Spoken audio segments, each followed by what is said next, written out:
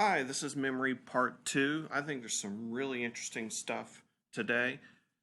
Let's get started here. Okay, remember to take notes. Okay, and remember to get sleep. Your hippocampus, the part of your brain that converts short-term memory into long-term memory, needs sleep, especially dreaming. Okay, so make sure you're getting enough sleep.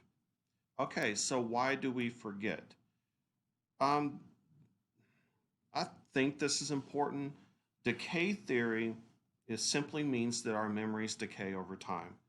And you would be very surprised at how little you remember from last year. You would be very surprised. And, when you become an adult, you might lose entire years. Like, I don't remember much about the seventh grade. I mean, I remember so little about the seventh grade. And I think a lot of times we forget our most hormonal times, like seventh grade, eighth grade, ninth grade. Okay. But yeah, our memories just decay. All right. Do you remember every single thing that I taught you in the last video? Probably not. And that's why you have to study. That's why you need to take notes and you need to go over those notes every few days.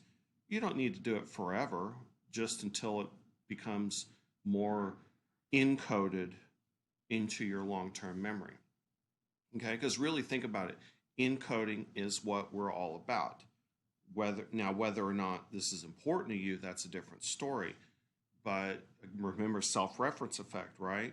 If you don't give a crap, then you're not going to remember it. Okay? Sorry, I'm babbling. I'm just finding all these opportunities to actually use all these terms for the real world. This is real world stuff. Okay? Okay, write this down. You need to know the difference between anterograde amnesia and retrograde amnesia. Hit pause. I'm moving on. Okay, so when you get a tumor or you get into a bad car accident and or you get a virus that damages your hippocampus, then you are unable to convert short-term memory into long-term memory. That is called anterograde amnesia. A good movie example would be Dory the fish, okay, from Nemo. You tell her something, and then 10 seconds later or 30 seconds later, she doesn't remember it. So she cannot form new long-term memories. That's what we call anterograde amnesia. Right now, on Netflix, as of this very second, you've got 50 First Dates. This movie on the left. This is on Netflix right now. And her hippocampus is damaged. And so she cannot form new memories. Also, if you're a fan of Christopher Nolan, try to find this movie called Memento. Christopher Nolan did Inception, and check it out. Okay, it's a wild movie. Okay. And don't forget 10-Second Tom from this movie on 50 First Dates, 10-Second Tom.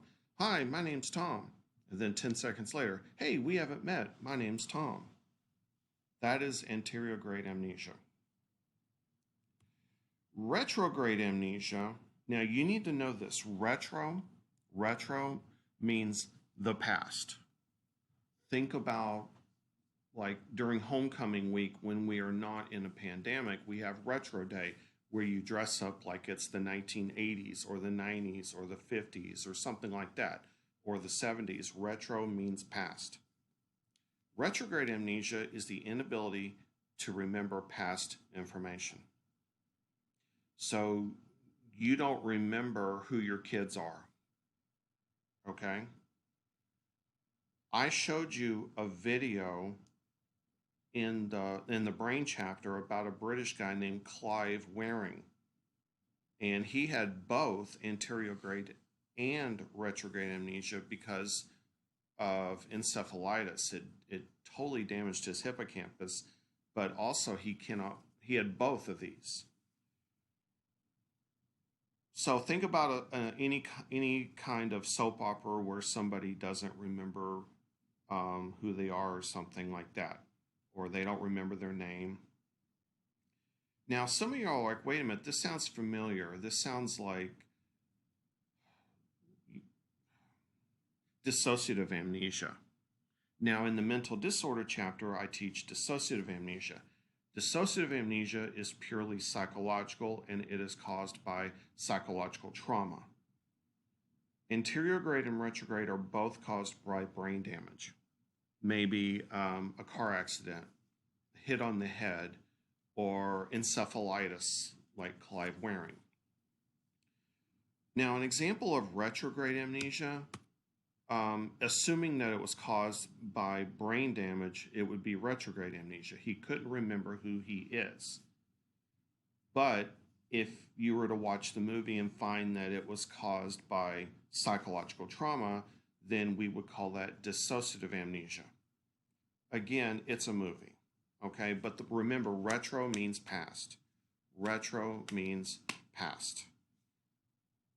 Okay? All right. Let's try some multiple choice. After having a stroke resulting from a blockage of blood to the medial temporal lobe, Gerald could not remember new information.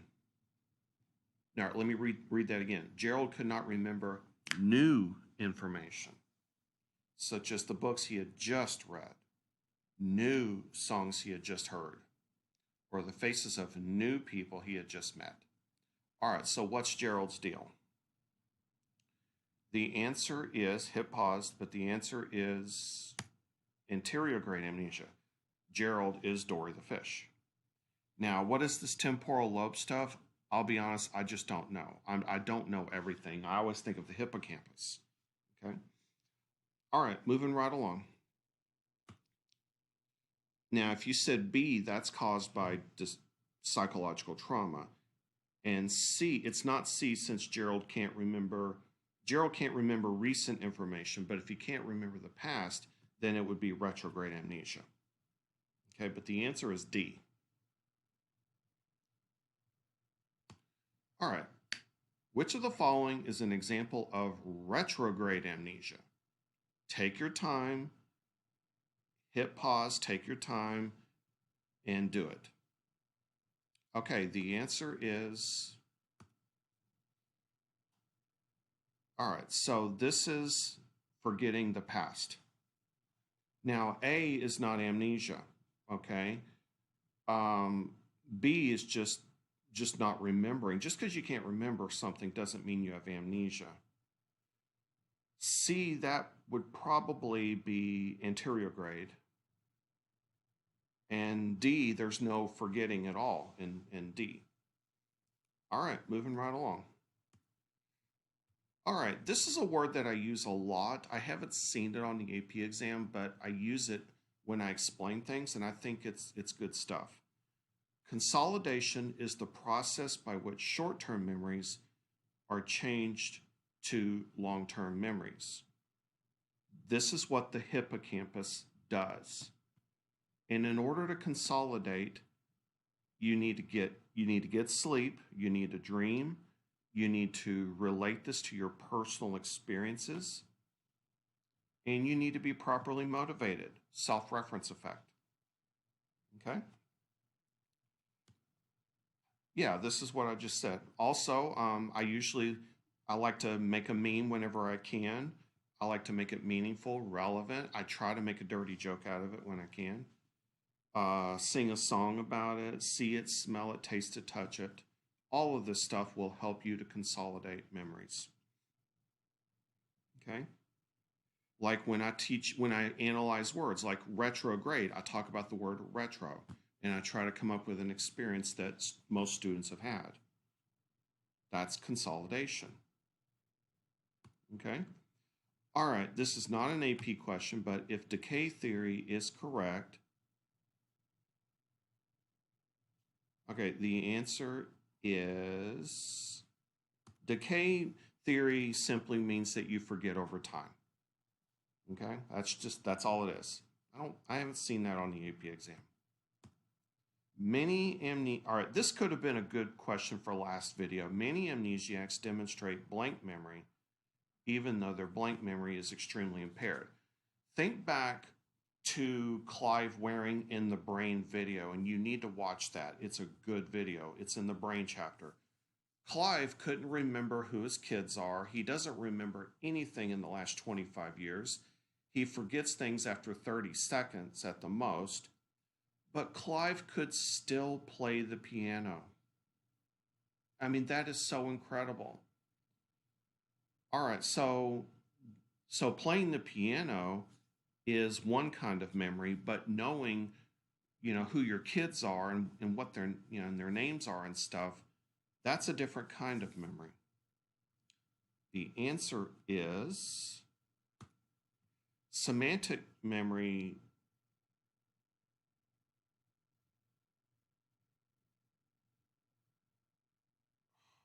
So this doesn't seem right. Well, yeah, okay.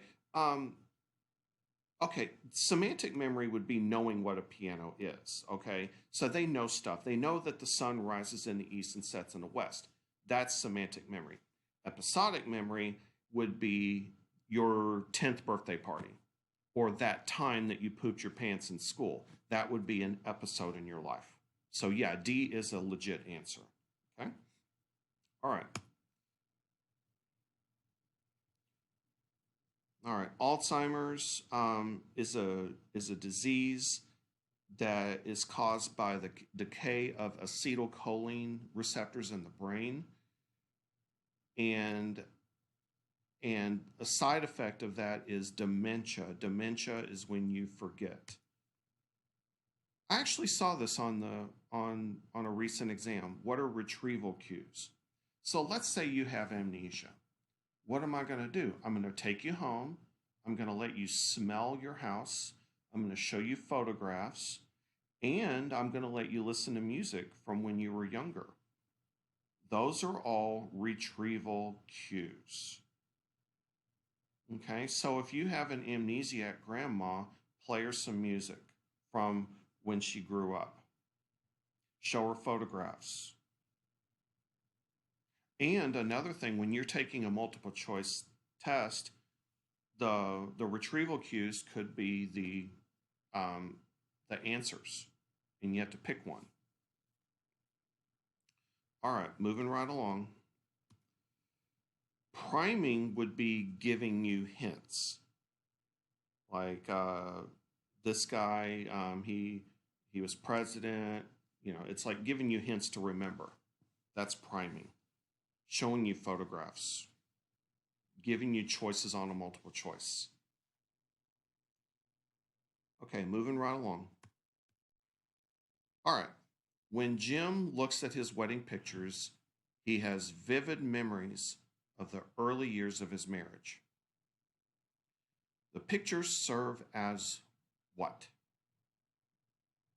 The answer is retrieval cues. The pictures are retrieval cues. Okay. All right, just as an exercise, can you name the 7 dwarves from Snow White? Okay. Hit pause and think about it some more if you want. Okay, what were the 7 dwarves? Now, when I ask you a question like that, remembering off the top of your head without any retrieval cues, that's called recall. And I've actually seen this word on other questions so far in this presentation. When you recall a memory, that means you do it without priming, without retrieval cues. A fill-in-the-blank answer, or an FRQ, an essay question. That's recall. Now, if I were to ask you to pick these guys out of a lineup, could you answer which of the 7 dwarfs? Now, this one is a little easier to do, like a multiple choice. This is called recognition. Think of the word cognition is thinking, and means again, recognition, thinking again, remembering. By the way, here are the answers if you're curious. All right. So write this down. So recall is like a fill in the blank. It's like an essay question. And that's why the FRQ for the AP Psychology exam is really challenging, because they'll give you like 7 terms and you just got to know it. You either know it or you don't, really. Not totally true, but you kind of just need, that's why you need to study and you need to memorize. Because when you run into a term on the FRQ, you got to know it. That's recall. Recognition is your 100 question multiple choice test that you have on the AP Psychology exam. Most of my students don't complain about the multiple choice part. Most students complain about the FRQ. And that's pretty much all students, okay? It's just, if you want to do well on the AP exam, you need to do well on both, okay? Or just do the best that you can. All right, moving right along, I want you to know that recall is harder than recognition. People who do studies on this and they ask people to memorize stuff, they find that recognition has a much higher percentage of retention and a much lower, especially after an hour, recall is much harder. As a teacher, I tried to do both. I give you lots of multiple choice questions, but if we were in an actual classroom, I would call on students. And I know that annoys students, but recall is good for your self-confidence and it's good for your brain. And it's a lot harder to do. Write this down. What is tip of the tongue? Tip of the tongue is when you know it, but you just can't quite remember it, but you know it's in there somewhere. Oh my God, what is the name of that actress who was in Hunger Games? Oh, I just can't quite think of it. I know it. I just can't quite think of it. Oh, it's on the tip of my tongue. Her name is Jen. You know it, but you just can't quite get it out. That's called tip of the tongue. By the way, it's Jennifer Lawrence. All right, moving right along. Hit pause if you need to. The feeling that you know someone's name but can't quite recall it is an example of what? And the answer is, that's tip of the tongue. I know it, I just can't quite get it. Material that an individual cannot remember but is on the, quote, tip of the tongue is what? This is an interesting question. Take your time, but hit pause, but the answer is, it's available. It's in there, but it's not accessible. It's kind of like you've got a file on your hard drive, but you can't quite find it, you know? All right, write this down. Prospective memory is memory for a specific task. Like, did you remember to do your chores? That is a specific task. Did you remember to bring a pencil to class? Did you remember to register for the AP exam? Did you remember, specific task? All right, so I've got a video on this, and this is I hope that you like this video. It's interesting. Parents. Last week, a Bay Area firefighter was charged with aggravated manslaughter after leaving his 2-year-old inside a hot car, leading to the child's death. Many question how a parent could forget their most precious possession. Fox 13's Anjali Davis is here with more from a USF scientist who says this is actually a tragedy that could happen to any of us. Anjali? Well, Linda, this USF professor has studied forgotten baby syndrome at length for the past 12 years. He says the brain can easily go on autopilot and rely on routines to carry us through the day with very little thought ever involved. He says that's the dangerous time when these accidents traditionally happen. There are lots of things we forget. We forget material objects. We forget appointments. But we don't forget our children in cars. It's a thought process Professor David Diamond used to believe himself. But the USF psychology professor and memory scientist has changed his tune after extensive research into how the brain snaps into autopilot during everyday life. We make these fatal memory errors when we say they shouldn't happen, but they actually happen quite often. It's called suppression of prospective memory, when a routine overrides an out-of-the-norm activity in our day. It could be as simple as forgetting to stop at the store after work, or as serious as forgetting a quiet baby in the back seat. They lose awareness that the sleeping child is in the back seat.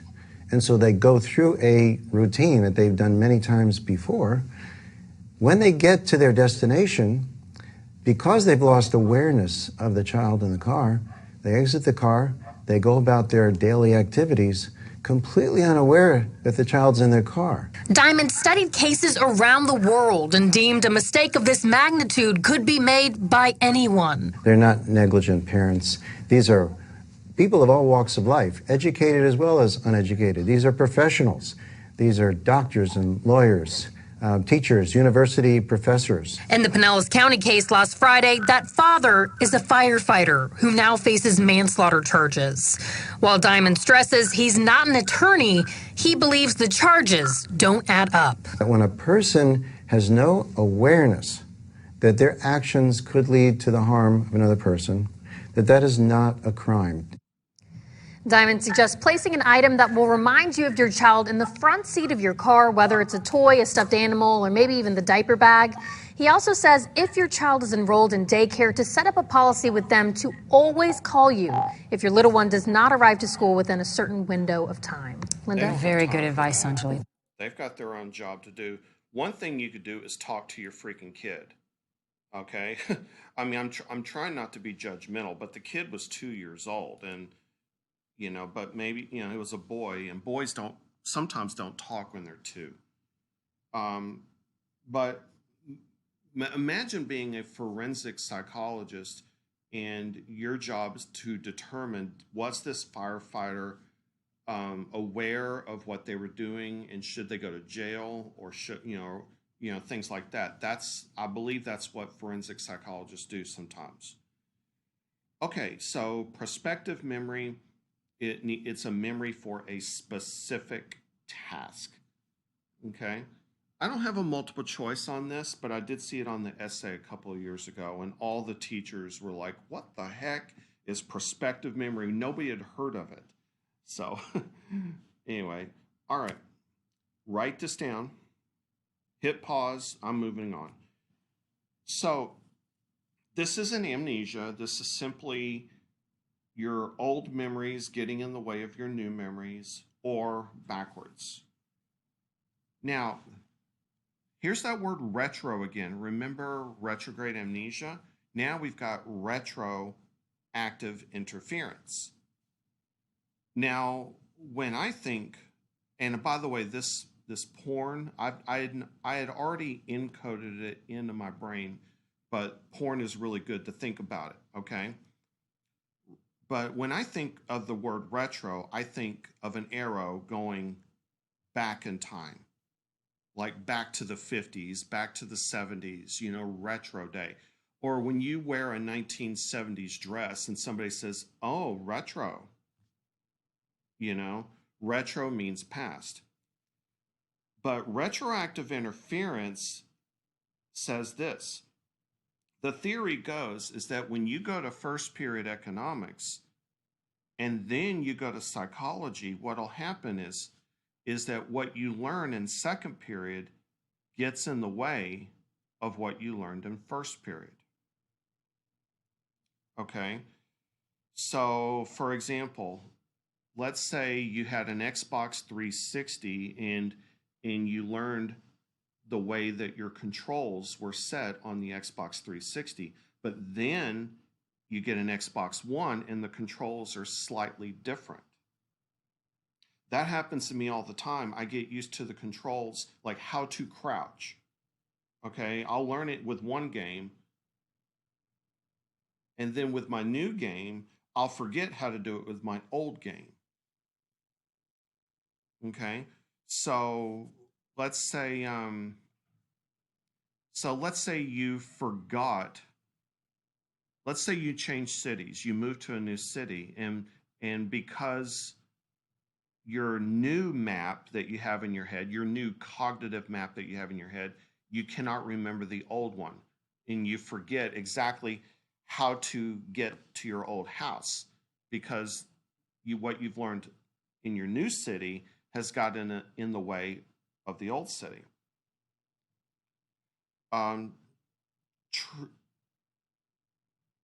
True story. This is a true story.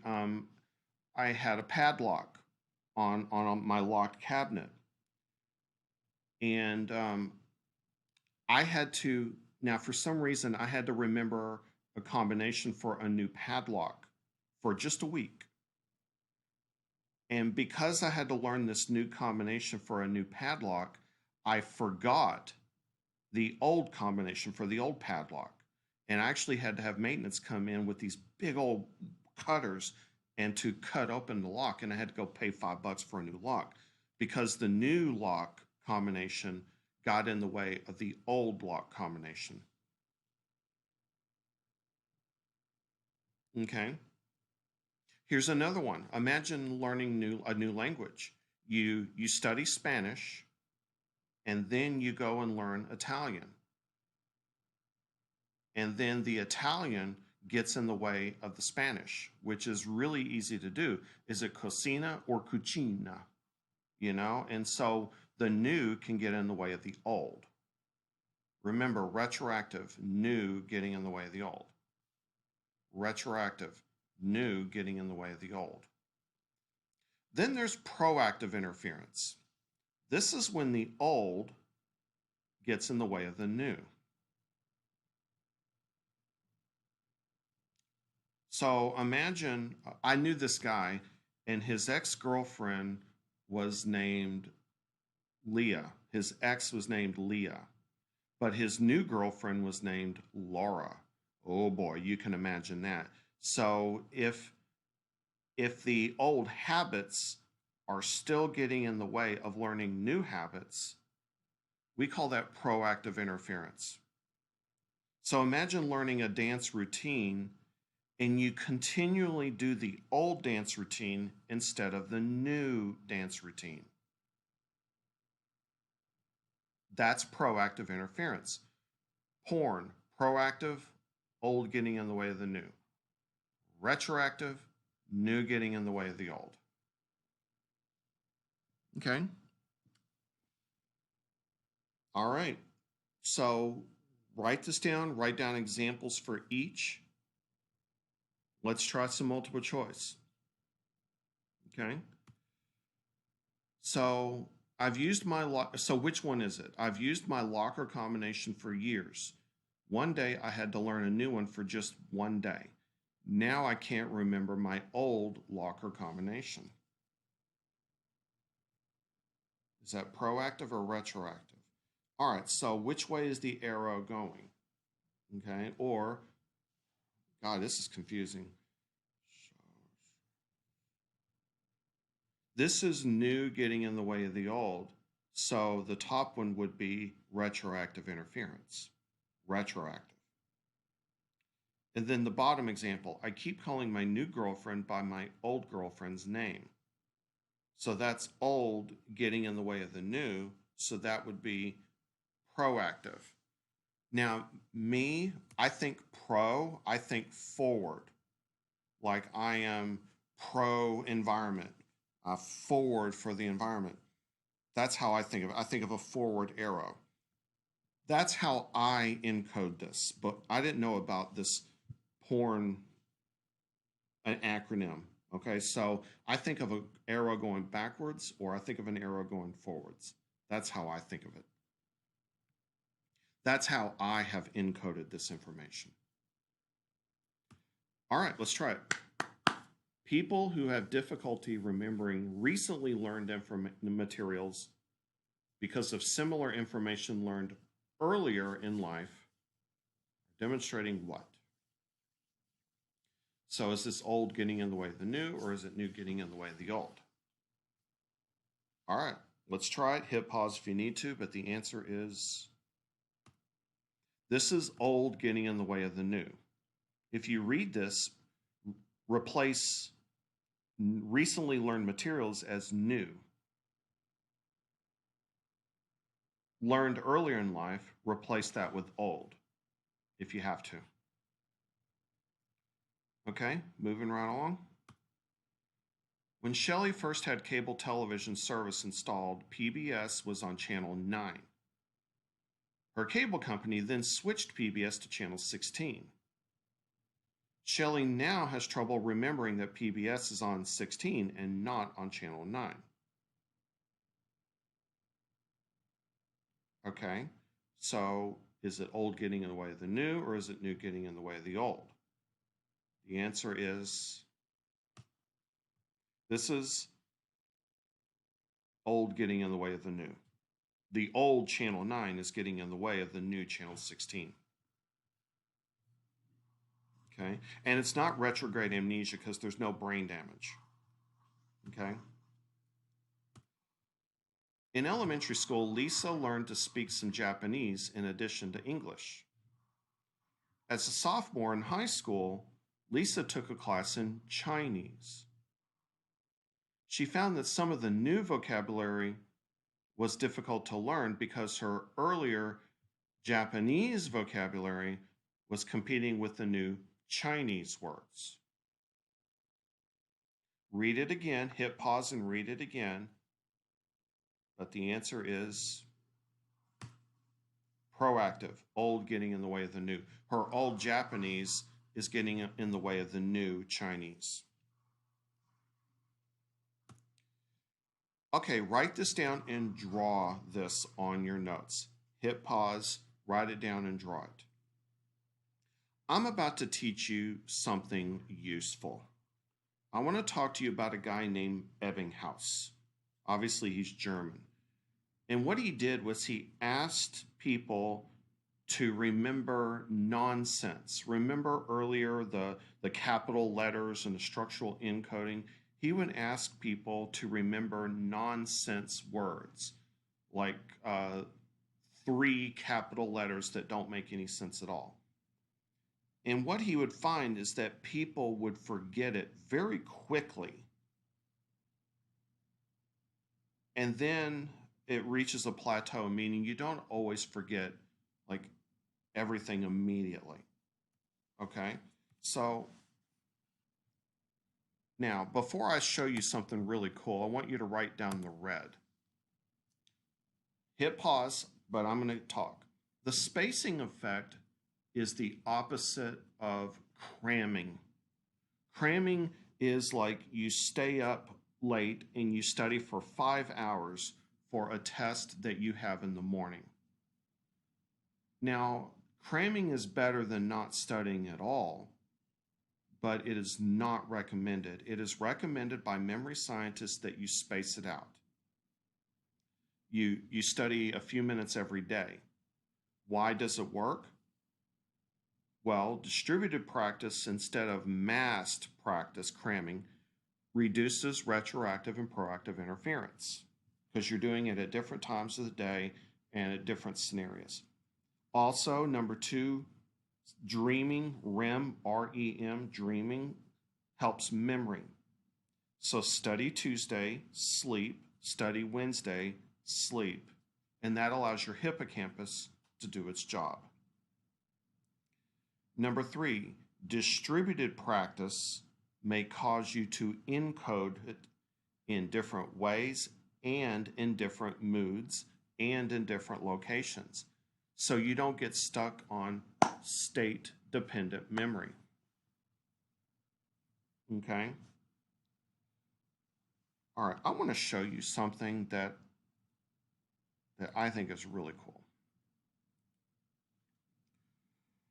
So this is Ebbinghouse's forgetting curve. Okay, so the forgetting curve would start here at 100% if, think of yourself as a student, okay, and that you're a student, and this is how fast you forget things after a lecture or after a lesson. It would start here at 100 if you could remember everything after a lecture, but you cannot remember every single thing. So really it starts here at about 75%. You might remember 75% of everything after a lesson, and then you forget stuff. But watch this. Okay? But watch this. However, you have the potential to forget less, plus remember more if you review immediately after class. Like, let's say, theoretically, let's say you were to study your note cards at around 6 p.m. every day. After, let's say you learn the stuff at 3 p.m. and then you study at 6 p.m. This is theoretical. I know this is hardcore, but if you were to do this, you'd be like valedictorian. So, how do you overcome the curve? This is useful stuff. I hope you find this useful. So this blue is the normal Ebbinghaus forgetting curve. This would be if you didn't study at all. And then you would just forget things after a couple of days. But what if you were to study your notes? Then look at the red line. This is if you study your notes. So you shoot up to 100%, and then you drop off. Now look at the progress here. You're up to 10% after 2 months. Okay, now that's not ideal. But check this out. What if you were to, that's if you reviewed immediately after class. But what if you were to review the next day after you sleep and dream? Then, after 2 months, you're up to 35%. That's still not very good, but what if you were to do it again a week later? Wow, look at that, you're up to 60%. And then you do it again a month later. Look at that, you're up to 80%.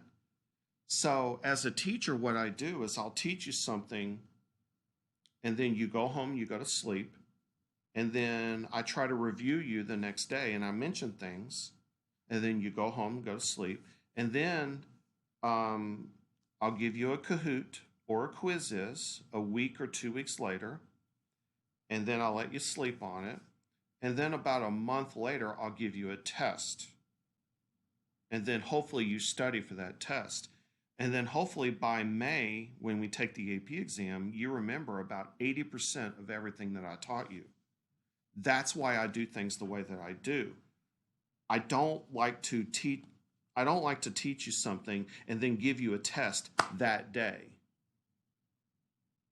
Okay, that's not what I like to do. Okay? So anyway, remember this when you're trying to remember something. Okay? All right. Spacing effect. Okay, so here's a meme that I made.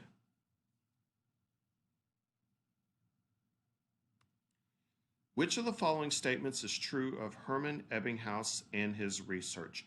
It is rare that you need to know the name, a person's name, but this is one of those questions. And the answer is, remember to hit pause before I give you the answer. Okay. All right, write this down and make sure that you watch Brain Games Season 1, Episode 3. And I will make it available to you if you're in contact with me. What she did was she studied the misinformation effect. Okay? And she questioned the reliability of eyewitness testimony. And what she did was she talked about falsifying memories, bad questioning techniques by lawyers and police officers. She talked about the passage of time. Things like the age. So if you want to be a criminal lawyer or a cop, then this would be very interesting and useful to you. You study Elizabeth Loftus. And confidence has nothing to do with it. And they talked about that in Brain Games. You got to watch Brain Games, because I have a 45-minute limit on these recordings and I'm running out of time here. Okay? All right. So I'm going to end with this video, and then I might have to stop it.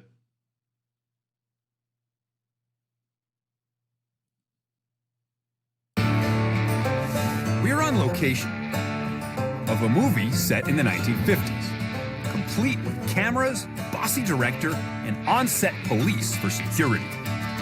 We've also invited a group of spectators to watch the filming. Pay attention along with them as the crew gets the final shot of the movie. Try to remember what you see. There we go. Final shot, everyone. Action. Keep watching. Everything you see is fair game. Watch out for the car! Cut!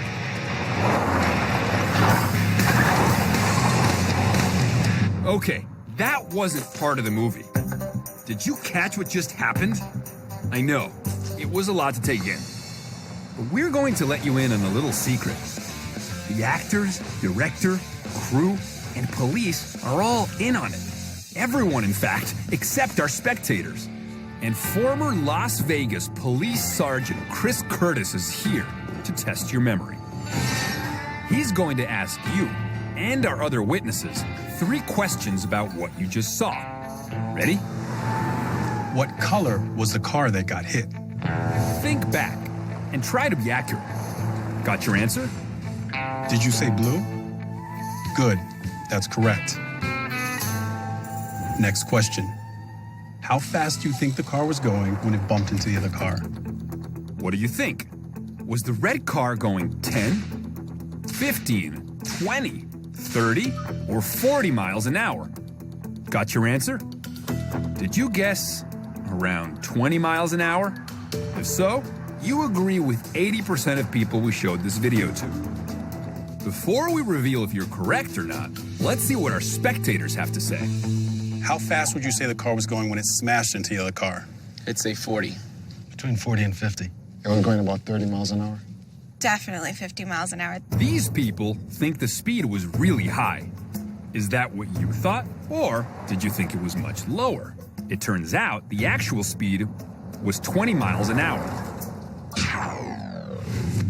Is that what you guessed? So why were our eyewitnesses so much higher? The thing is, only some of our witnesses guessed high. Others were much closer to the real speed. How fast do you think the car was going when it bumped into the other car? Probably about 10, 15 miles per hour. 15 miles per hour. 15 miles an hour? Yeah. Okay, how can this guy think it's 50 Between 40 and 50. and this guy think it's 15? 15 miles per hour. After all, they both saw the same crash. But if you've been paying attention, you'd know it's not the crash that matters, it's the question. Listen carefully to Sergeant Curtis. How fast would you say the car was going when it smashed into the other car? How fast do you think the car was going when it bumped the other car? Did you catch it? He said smashed to some witnesses Smashed into the other car, smashed into the other car, smashed into the other car. and bumped to others, including you. When it bumped the other car. The word smashed actually increased the speed of the red car in our spectators' memory. So I want to tell you, the actual speed of the accident was 20 miles an hour. I don't believe that. That's crazy. Yeah, that would surprise me.